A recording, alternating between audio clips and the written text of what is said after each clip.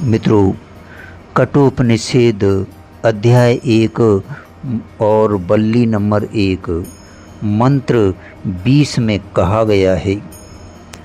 नचिकेता का महत्वपूर्ण प्रश्न यमराज इस प्रकार कहते हैं, मृत्यु के पश्चात आत्मा का अस्तित्व रहता है या नहीं। इस संबंध में नचिकेता को स्वयं कोई संदेह नहीं है।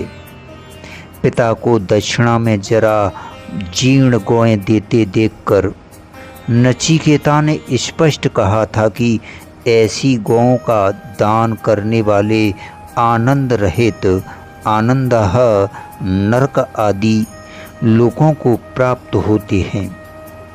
इसी प्रकार दूसरे वर में नचिकेता ने स्वर्ग सुखों का वर्णन करके स्वर्ग प्राप्ति के साधन रूप अग्नि विद्या के उपदेश की प्रार्थना की थी।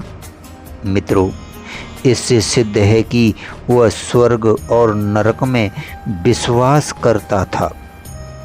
स्वर्ग नरक आदि लोकों की प्राप्ति मरने के पश्चात ही होती है। आत्मा का अस्तित्व न हो तो ये लोक किसको प्राप्त हों।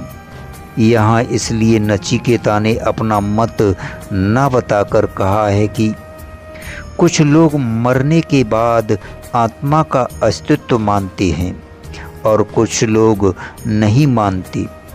यह प्रश्न का एक ऐसा सुंदर प्रकार है कि जिसके उत्तर में आत्मा की नित्य सत्ता, उसके स्वरूप, गुण और परम लक्ष्य परमात्मा की प्राप्ति के साधनों का विवरण अपने आप ही आ जाता है।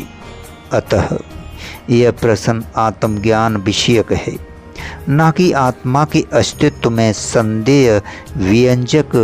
तैत्तिरीय ब्राह्मण में नचिकेता का जो इतिहास मिलता है उसमें तो नचिकेता ने तीसरे वर में पुनः मृत्यु जन्म मृत्यु पर विजय पाने का मुक्ति का साधन जानना चाहा है। धन्यवाद, शुक्रिया।